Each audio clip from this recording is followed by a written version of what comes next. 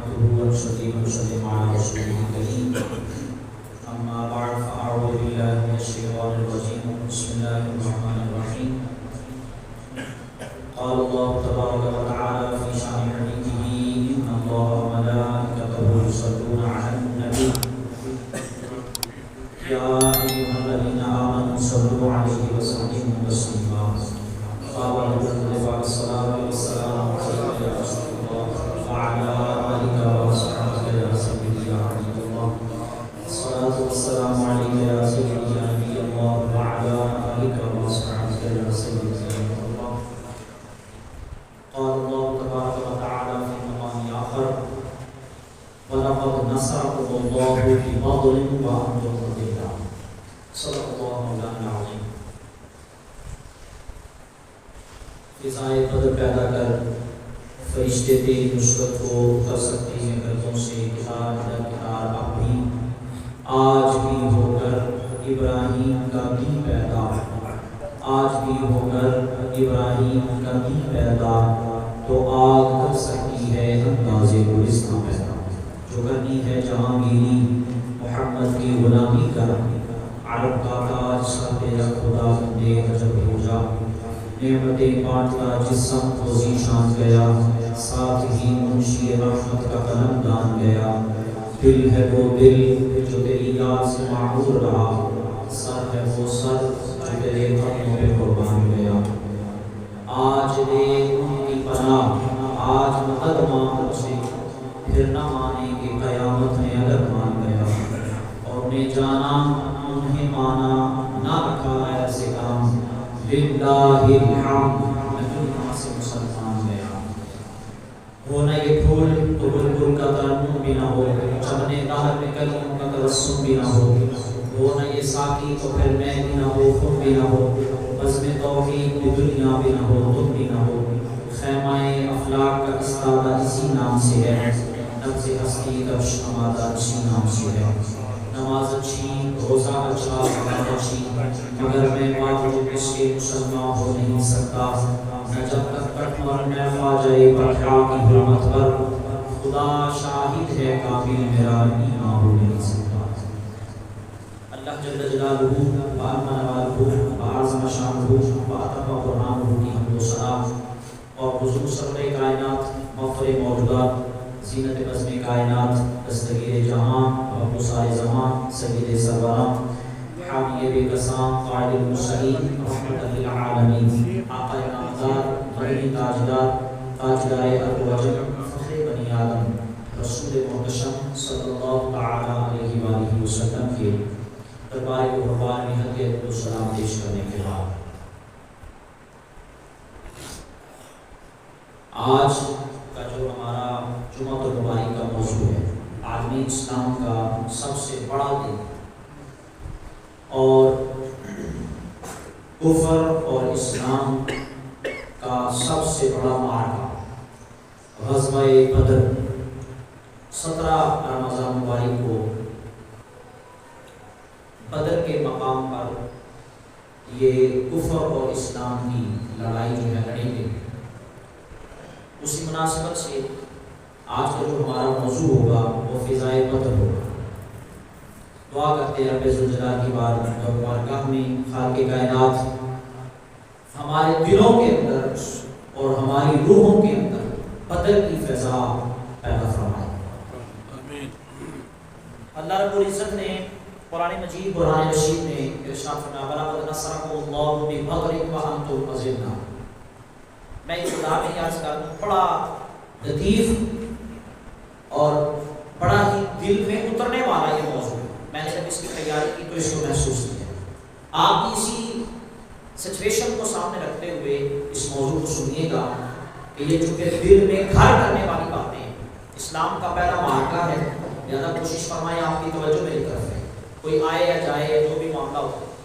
اس سے یہ اس کا سب سے بڑا نقصان یہ ہوتا ہے کہ جو لیکچر دینے والا بیان کرنے والا گفتگو کرنے والا ہوتا ہے اس کی بھی پھر توجہ خراب ہوتا ہے آپ کی وجہ سے کیونکہ ظاہری بات ہے آپ کی جتنی توجہ ہوگی میری طرف میں اتنی توجہ سے آپ اپنی بات آپ تک پہنچا پاؤں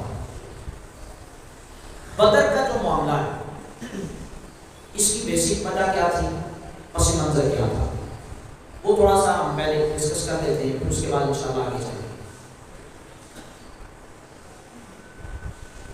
اعلان نبوت کے 15 سال تک ہجرت کے بعد نبی علیہ السلام کی طرف سے جو معاملہ تھا وہ یہ تھا لکم دینکم ولی دین، تواڈے واسطے تہاڈا دین تے ساڈے واسطے۔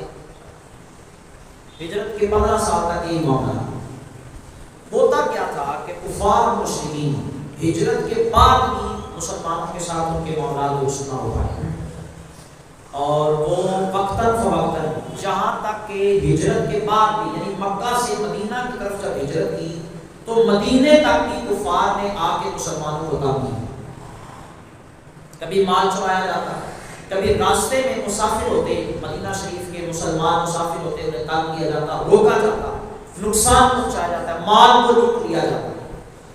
تو یہ معاملہ چلتا ہے۔ اور میں ایک اور چیز آپ کو بتاؤں کہ معاشرے کا نا یہ دستور ہے، فطرت ہے معاشرے کا، جڑا بندہ اپنے گھر کا دروازہ بند کرتا ہے نا لوگ سمجھتے ہیں کہ یہ بزدل ہے، جو خاموشی اختیار کر لے لوگ سمجھتے ہیں کہ یہ بزدل ہے، ہم نے اسے ڈرایا دھمکایا چپ کر جائے گا وہ نہیں بولے گا۔ لیکن یہاں میں ایک چیز اور آپ کو عرض کر دوں، بزدل ہونا اور ہوتا ہے، صلح پسند ہونا اور ہوتا ہے۔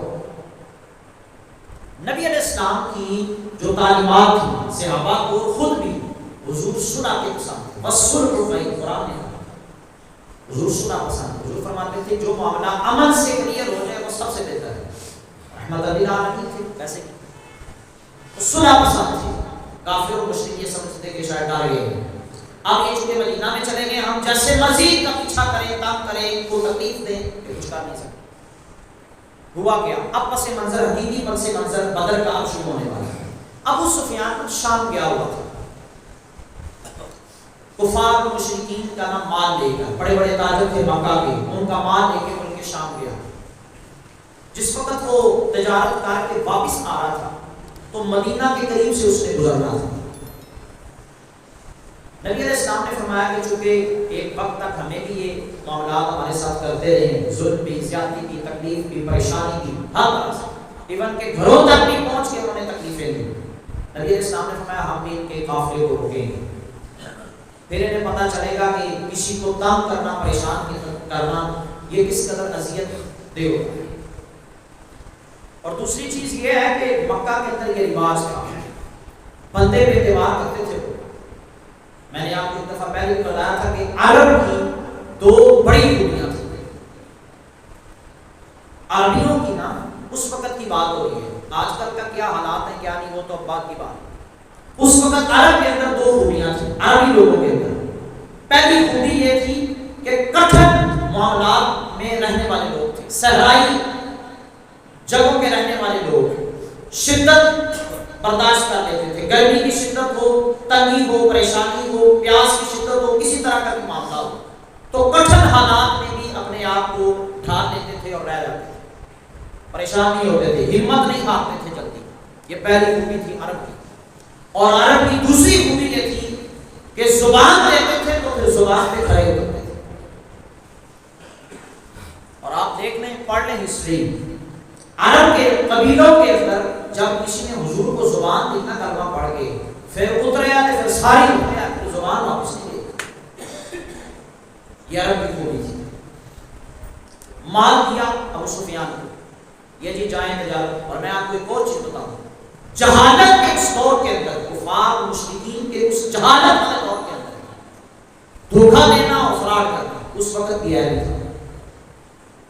چاہے کہ اب دور پڑھا لکھا ہو گیا، لیکن لوگ بزنس مین بن گئے، تجارتیں شروع ہو گئی، بین الاقوامی سطح پر سب کچھ ہو گیا۔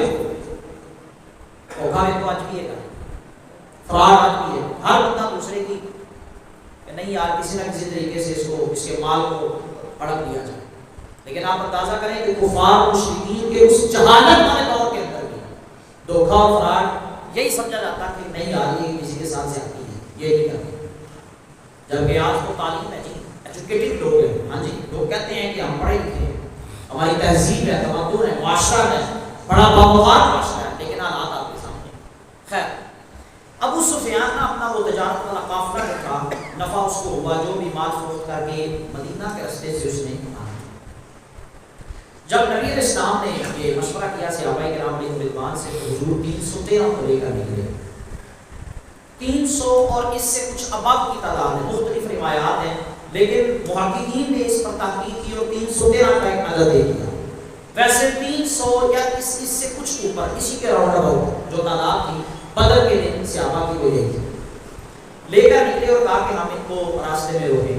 ابو سفیان نے ایک بندہ دوڑایا پیچھے بھاگا، اس نے کہا کہ مسلمان ہمارا قافلہ جو ہے نا وہ روکنا چاہتے ہیں، اس طرح سے وہ ہمیں پریشان کریں گے، لہذا ہمیں مدد کی ضرورت ہے۔ وہ بندہ گیا فوراً، اور اس وقت نا عرب کے اندر پریشانی کا جو اظہار تھا وہ اس انداز سے کیا جاتا تھا کہ جو بندہ غم کا یا دکھ کا کوئی پیغام لے کر جاتا تھا تو وہ اپنے کان سے اونٹ نکالتا تھا، اونٹ کے کان کاٹ لیتا تھا یوں کر کے۔ اس نے جا کے شور مچایا کہ مسلمانوں نے ہمارا قافلہ لوٹا ہے، لہذا ہمیں مدد کی ضرورت ہے۔ ادھر سے ابو سفیان نے کیا کیا کہ اس نے راستہ بدل دیا۔ اچھا، ابو سفیان کے بعد میں مسلمان ہوئے، انہوں نے کیا کیا کہ راستہ بدل دیا، راستہ بدل کے دریا کے راستے سے وہ دوبارہ واپس مکہ چلے گئے۔ اور ابو سفیان نے پھر دوبارہ بندہ بھیج کے کہا کہ اب ہمیں ہیلپ کی ضرورت نہیں ہے، لہٰذا آپ کسی کو آنے کی بھی ضرورت نہیں ہے، ہم راستہ بدل چکے ہیں۔ ابو جہل نے کہا کہ نہیں، اب ہم نکلے ہیں تو اب ہم کچھ کر کے آئیں گے، ویسے نہیں اپنے یہاں۔ ابو جہل نے ادھر سے 1000 کا لشکر تیار کیا، لیس اسلحے سے، گانے والیاں ساتھ ہیں، شرابیں چلی، اونٹ، سرداروں کو کہا گیا کہ ہر سردار نے ایک اونٹ ذبح کرنا ہے، عیش و عشرت فل۔ اور اس نے کہا کہ اب ہم نکلے ہیں، واپس نہیں جائیں گے، اب آپ نے جو کرنا ہے کر لیا۔ خیر ابو سفیان مکے واپس چلا گیا۔ ابو جہل اپنا لشکر لے کے یہاں ان کا آمنا سامنا بدر کے مقام پر ہوا۔ ادھر سے نبی علیہ السلام کی جو تعداد تھی وہ 313 کے قریب تھی۔ سفر، مالی حالات، اسلحہ بالکل نہیں ہے، زیادہ سے زیادہ 6 زرہیں تھی، 8 تلواریں تھی اور کچھ کو برچیاں وغیرہ تھی، اس سے زیادہ کچھ بھی نہیں تھا۔ کوئی اس کے حوالے سے ایک گھوڑا اور 3 سوار، خود نبی صلی اللہ علیہ وسلم کے ساتھ 2 سوار اور تھے۔ حضور علیہ السلام خود بھی تھے، مولا علی بھی تھے اور حضرت زید بھی تھے، اور ذمہ داری نہ کہ آدھے رستے نبی علیہ السلام سواری کریں گے، کچھ رستے مولا علی کریں گے، کچھ رستے حضرت زید کریں گے۔ جب نبی علیہ السلام کی باری آتی تو حضرت زید بھی کہتے نہیں آپ سوار ہو، جب ان کی باری خود آتی تو وہ بھی یہی کہتے نہیں حضور علیہ السلام کی سوار ہو، ہم نے نہیں ہونا۔ تو حضور فرماتے یاد تو ہم کرنے ہم سوار بھی ہوتے نہیں نا، دنیا ہے۔ خود حضور علیہ السلام نے مولا علی کو بھی سوار کیا اور حضرت اہل انصاف اسلام کی تاریخ کا کہ غلام ناکہ پر ہے اور امام چل رہا ہے، سوار کیا، بدر کے مقام پر پہنچے۔ وہاں پر جا کر نہ جس وقت پتہ چلا کفار و مشرکین کے حالات کا تو وہ جنگ کے ارادے سے آ رہے تھے۔ تعداد کتنی ہے؟ 1000 کفار و مشرکین، مسلمان کتنے ہیں؟ 313 کے راؤنڈ اباؤٹ۔ نبی علیہ السلام نے اس جگہ پہ پڑاؤ کیا اور مشورہ کیا صحابہ سے۔ آپ نے فرمایا بتاؤ میرے صحابہ تمہارا کیا مشورہ ہے؟ اور مشورے کے لیے سب سے پہلے جو اٹھنے والی شخصیت تھی وہ حضرت ابوبکر صدیق تھی۔ کہنے لگے یا رسول اللہ تواڈے نال جتھوں کے جس طرح کے اس انداز کے ہم آپ کے ساتھ۔ مولا علی شیر خدا اٹھے، حضرت سیدنا عمر فاروق رضی اللہ تعالیٰ عنہ میں اٹھے، اسی طرح دیگر جو صحابہ تھے انہوں نے اٹھ کے گواہی دی کہ یا رسول اللہ ہم آپ کے ساتھ ہیں، ہماری تو تلواروں کو زنگ لگ گیا ہے۔ مولا علی فرماتے ہیں یا رسول اللہ میری تو تلوار کو زنگ لگ گیا ہے، میں تو اس امید میں ہوں اور ہمیں تو اس چیز کا شوق ہے کہ اللہ ہمیشہ کی موت عطا کر دے، تو ہمیں تو اس چیز کا شوق ہے۔ شاعر نے بڑا خوبصورت کہتا ہے کہ موقع ملے دیواریں ہلتی رہتی ہیں اور در کانپ جاتا ہے، علی کا نام سن کے خیبر آپ بھی کانپ جاتا ہے۔ کہنے لگے یا رسول اللہ سے انتظار کر۔ اب حضور علیہ السلام نے فرمایا کہ نہیں، تم تو میرے ساتھ موقع سے آئے ہو نا، میں چاہتا ہوں کہ جو مدینہ والے ہیں ان میں سے کھڑا ہو کے کہہ دے ان کا جوانی کر دیں۔ خیر ان میں سب سے پہلے حضرت مقداد اٹھے، بڑا خوبصورت، میں کہتا ہوں سونے کے پانی سے لکھنے والے جملے۔ حضرت مقداد کھڑے ہوئے اور کہنے لگے یا رسول اللہ ہم آپ کے ساتھ ہیں، آپ کے ساتھ ہم خشکی میں بھی لڑیں گے، تری میں بھی لڑیں گے، آپ حکم کریں تو ہم اپنے گھوڑے دریاؤں میں بھی ڈالیں گے، دشت تو دشت رہے دریاؤں نہ چھوڑے ہم نے، بحر ظلمات میں دوڑا دیے گھوڑے ہم نے۔ یا رسول اللہ حکم کرو، انت وعدو کا فقاتلا، جس طرح موسیٰ کی قوم نے کہا تھا نا ہم تو یہاں بیٹھے ہیں، یا رسول اللہ ایسا نہیں ہوگا، آپ حکم کریں تو ہم اپنے گھوڑے کا یہاں پہ بھی ڈال دیں۔ حضرت مقداد کھڑے ہوئے، پھر اس کے بعد حضرت سعد بن عبادہ خاص طور پہ نام لے کے کہنے لگا ہوں، بزرگ صحابی ہیں، بوڑھے صحابی ہیں۔ حضرت سعد بن عبادہ اٹھے، اچھا گل بڑی خوبصورت کی تھی، کہنے لگے یا رسول اللہ لڑنا بھی نہ لے، بندوں کے ساتھ لڑنا ہے، نظر آ رہے ہیں کی نظر، بندوں کے ساتھ لڑنا ہے۔ کہنے لگے یا رسول اللہ جن کے بارے میں سنا ہے میں نے، دیو کے بارے میں سنا ہے وہ نظر نہیں آتا، اگر آپ حکم کریں تو میں جنات کے ساتھ لڑنے کے لیے تیار ہوں۔ اے جذبہ دیکھا، جب یہ جذبہ دیکھا نا حضور علیہ السلام خوش ہو گئے، اور حضور نے خوش ہو کے مسکرا کے فرمایا تمہارے ساتھ کوئی بندہ مقابلہ کر سکتا ہی نہیں، تم پہ کوئی غالب آ ہی نہیں سکتا، تم ہی سب پر غالب آؤ۔ حضور بڑے خوش ہوئے۔ آپ نے فرمایا نبی کا حکم ہو تو کود جائیں ہم سمندر میں جہاں کو محو کر دیں نعرہ اللہ اکبر میں۔ میں یاد رکھتا ہوں آپ کے ساتھ سفر شروع ہوا۔ حضرت سعد بن ابی وقاص آپ بڑے تھے عمر میں، آپ کے چھوٹے بھائی حضرت عمیر بن ابی وقاص وہ آپ سے عمر میں چھوٹے تھے، چھوٹے بھائی تھے۔ حضرت سعد بن ابی وقاص کو جانے کی اجازت مل گئی، حضرت عمیر کو نبی اسلام نے منع فرما دیا، کہا کہ اب آپ چھوٹے ہیں، آپ نے نہیں جانا، اور عمر کتنی ہے؟ حضرت سعد بن ابی وقاص کی عمر 17 سال ہے، اور حضرت عمیر بن ابی وقاص جو آپ کے چھوٹے بھائی ہیں ان کی عمر 14 سال ہے۔ ضد کرنا شروع ہو، کہتے نہیں میں نے بھی ساتھ جانا۔ وہ بھائی منڈی جا رہے ہیں، سودا لینے جا رہے ہیں، دکان پہ جا رہے ہیں، جہاد ہے، حضور نے فرمایا گردنیں کٹیں گی، سینے پہ تلوار چلے گی، لوگ کٹ کے گریں گے، زخم لگیں گے تلواروں کے، نیزوں کے، جو کا کھیل ہے کوئی جہاد کرنا۔ یا رسول اللہ مجھے اجازت دے میں جاؤں گا۔ اور رہی بات طاقت کی، فرمایا میرے بھائی سے زیادہ طاقت مجھ میں ہے، بے شک اس کی عمر زیادہ ہے، نہیں تو پھر کشتی کرا دو۔ اللہ اکبر، بدر کا وہ فضا لوگوں نے دیکھی، کشتی ہوئی۔ پھر آپ کی حضرت سعد بن ابی وقاص اور آپ کے چھوٹے بھائی کی، اور کشتی سے پہلے نا وہ جبھی ڈالی جاتی ہے۔ حضرت عمیر جو تھے نا ان کے چھوٹے بھائی، انہوں نے جبھی ڈالی اور کان میں کہا یار تمہارا تو نمبر لگ ہی گیا ہے، میرا نہیں لگا، تم ایسے کرنا جب کشتی ہو تو خود ہی گر جانا، میرا نمبر بھی لگ جائے گا۔ اور کشتی باقی کشتی ہوئی تو تھوڑی دیر بعد حضرت سعد بن ابی وقاص جو تھے وہ گر گئے، آپ کے بھائی پر سوار ہو گئے۔ حضور نے فرمایا ٹھیک ہے تمہیں بھی اجازت ہے، تم بھی آ جاؤ۔ عمر کتنی ہے جی؟ 14 سال۔ معاشرہ دیکھ لیں ہمارا، حالات دیکھ لیں ہم اپنے۔ بدر کا مقام 17 شعبان کو روزے فرض ہو گئے، اور اللہ بنا رمضان کا 17 رمضان ہے، روزہ رکھا ہوا۔ اور یہاں لوگ کہتے ہیں بھائی میں مزدور آدمی ہوں، میرے لیے تو روزہ ہے نہیں، مجھ سے نہیں رکھا جائے گا، بڑی مشکل ہو جاتی ہے، میں تو کام کاج کرنے والا بندہ ہوں۔ روزہ رکھا ہوا تب تک صحرا، اور اس چیز کی گواہی میں نہیں، یہ جو حاجی ہیں نا حج کرتے ہیں ان سے پوچھئے گا کہ آج کے دنوں میں گرمی کیسی ہوتی ہے، وہ صحرائی علاقے میں، اور تپتا صحرا، ریت کا علاقہ ساتھ، اور سبز و شاداب سبزہ ہوتا ہے، ظاہر بات ہے اس کی ٹھنڈک ہوتی، کوئی ایسا ہوتا۔ سفر شروع ہو گیا، کفار مشرکین نے آ کے نا ایسی جگہ پر پڑاؤ کیا جہاں پر مٹی تھی، مٹی زیادہ تھی، پانی کے چشمے تھے وہاں پہ، چشمے تو خیر نہیں حوض بنے ہوئے تھے، وہاں پہ آ کر انہیں پڑاؤ کیا۔ رات ہوئی تو انہوں نے اپنے گانے بجانے شروع کر دیے، وہاں پہ عیش و عشرت ہوئی، پھر وہاں پہ شراب چلی۔ ابو جہل نے بڑا سرداروں کو کہا کہ تم نے ہر لحاظ سے جو جنگجو ہے نا ان کو خوش رکھنا ہے۔ انہوں نے ایسی جگہ پہ پڑاؤ کیا تھا کہ جہاں پر پانی بھی موجود تھا، باقی فیسلٹیز بھی موجود تھی، اور جگہ بھی تھوڑی سی اونچی تھی۔ یہ جنگ کا اس طرح کے معاملات میں ایسا ہوتا ہے کہ اونچی جگہ ہوگی تو آپ کو جنگ کرنے میں آسانی ہوگی۔ اب جس وقت صحابہ کرام بدر کے مقام پر پہنچے تو ایسا مسئلہ ہی نہیں تھا، ریت کی سخت گرمی کی شدت تھی۔ حضور علیہ السلام نے فرمایا کہ ٹھیک ہے روزہ اپنا افطار کر لو، لیکن وہ کرے کون؟ نبی علیہ السلام نے سب سے پہلے گھوڑے پر سواری کی اور سب سے پہلے کھجور کھائی، خود روزہ افطار کیا۔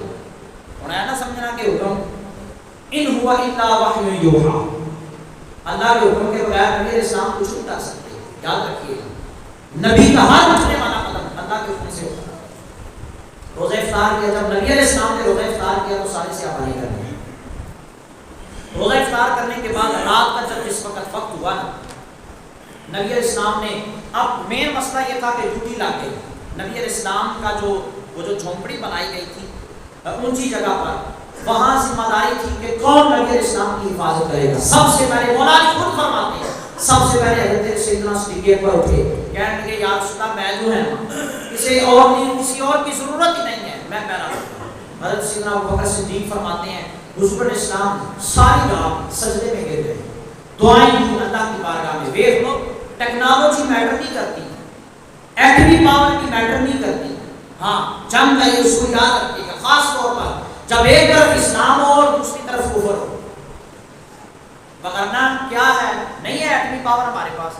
میرا خیال 1998 میں ہمارا ملک جو ہے وہ ایٹمی پاور بنا تھا، اسی کے راؤنڈ اباؤٹ، اس وقت سے لے کے آج تک اوپر گئے ہیں، ہم نیچے آئے ہیں، چاہے وہ پاور کہہ لیں، چاہے وہ معیشت کا تو بیڑا کر 75 سالوں سے ہو ہے نا، اس کو تو چھوڑیے، لیکن آپ بتائیں اس سپر پاور کا ہمیں کیا فائدہ ہوا، اس ایٹمی پاور کا ہمیں کیا فائدہ ہوا؟ ہاں نبی علیہ السلام نے فرمایا نہیں، ہتھیارانہ جنگیں نہیں لڑنا چاہتی۔ اور میں آپ کو بتاؤں ابو جہل نے جاسوسی کروائی اور اس نے بندے بھیجے اور مختلف انداز سے اس وقت جاسوسی کا، صحیح بات ہے کہ وہ وردی والا معاملہ تھا نہیں، سویلین معاملہ تھا، اور اسی میں وہ اندر گھس کے آئے اور انہوں نے جاسوسی کی اور جا کے واپس ابو جہل کو نے ساری کنڈیشن بتائی۔ انہوں نے کہا یہ تعداد اتنی ہے، ہم 1000 ہیں، وہ 313 ہیں، ان کے پاس کھانے پینے کے معاملات اور یہ ساری چیزیں بہت کم ہیں، اور رہی بات اسلحے کی تو وہ تو بالکل ہی نہیں۔ ابو جہل ہنس پڑا، انہیں کیا اللہ پھر تو لڑنے کی ضرورت ہی نہیں ہے، پھر ایسا کرو ان کو صبح ہوگی نا ان کو گھوڑوں سے باندھیں گے اور مکہ لے کے چلیں گے۔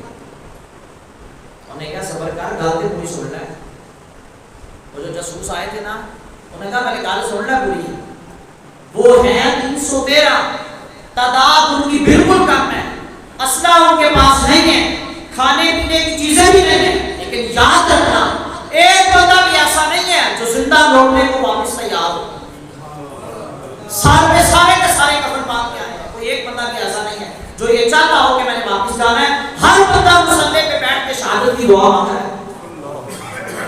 ابھی گال سننا پہلے خیر جس وقت یہ معاملہ ہوا نا تو اب ہوا یہ کہ جب اللہ کی بارگاہ میں دعا ہوئی اللہ نے فوراً بارش برسا دی۔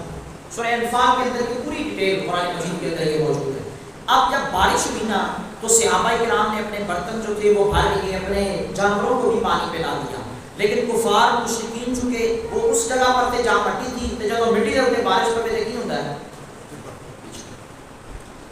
جہاں ریتلا علاقہ تھا صحابہ موجود تھے تو ریت جب ہے اس پہ پانی پڑا تو وہ جم گئے۔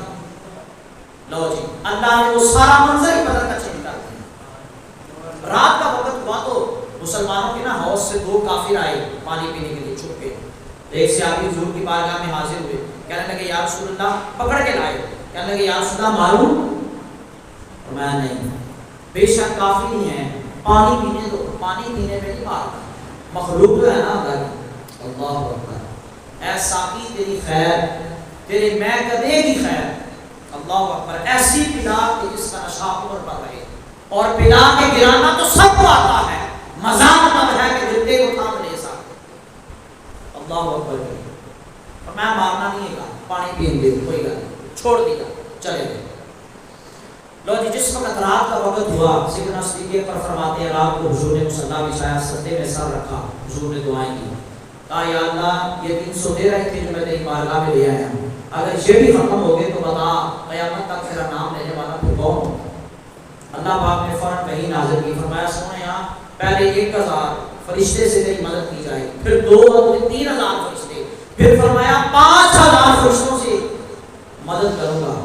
تو محبوب علیہ السلام نے فرمایا نہیں سونے ایسے نہیں نا، تو کہتا سی میں بھی آؤں گا۔ اللہ اکبر۔